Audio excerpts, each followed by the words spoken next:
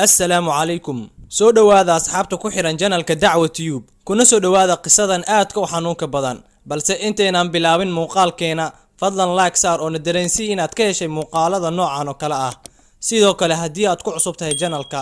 fadlan ku soo biir oo subscribe saaro waxay u maleeyeen gabadhan inay haysato qish imtixaan laakiin markii ay baareen waxay ka heleen wax dhamaantood ka oohiyay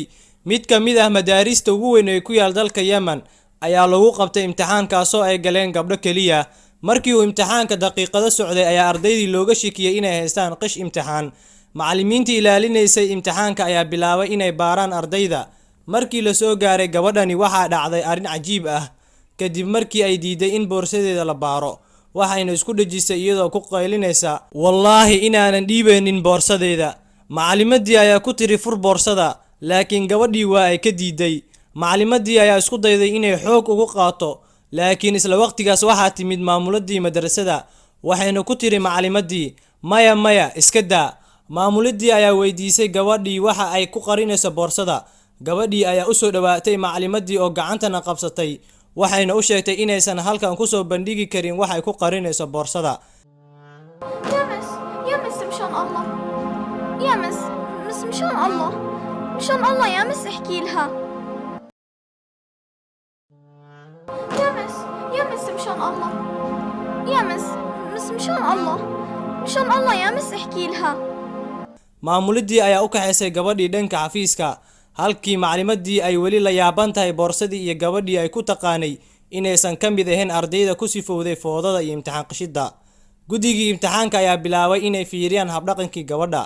sanadihii ugu dambeeyay laakiin waxa u soo baxday inay tahay gabadh aad u fiican oo edebteedu ay tahay mid aad u sareyso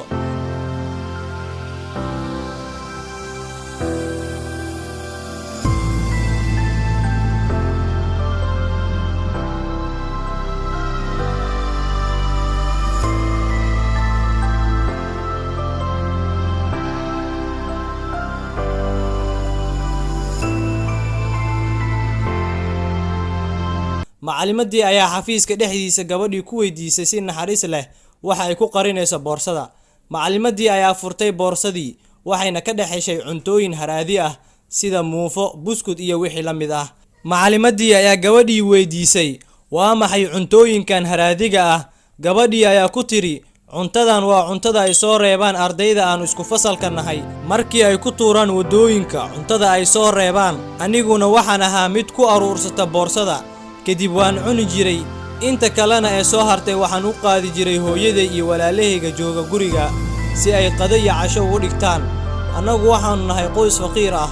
alla mooyee cid kale oo naga warhaysa ma jirto cidna ma tuugsanno sababta aan u diiday boorsada inaan u furo waxaan diidanaa inaan ku hor ceeboobo ardayda hortooda ayna ogaadaan sirta aan ku noolahay waxaan ka cudur daaranayaa habdhaqankii aan idinkula dhaqmay intii aad boorsadeeda baarayseen dhammaan maamulkii macallimiintii iyo gudigii imtixaanka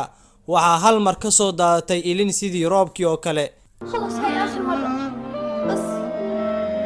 بس ما تحكوا لصاحباتي خلص أنا أصلا راح أترك المدرسة ما راح أشوف وجهي مرة ثانية خلص ما راح أعيدها مشان الله بس ما تطلبوا لي الشرطة مشان الله waxaa laga yaabaa daawada inay ku jiraan dariskaaga dad la mid ah gabadhan oo kale adiguna aadan war u haynin fadlan caawi walaalahaaga muslimka ee xaaladan ku sugan Allah subhanahu wa ta'ala waxaan ugu baryaa in uu u gargaaro dhammaan muslimiinta meel walba ay joogaan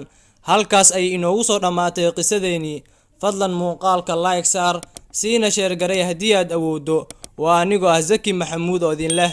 السلام عليكم ورحمة الله وبركاته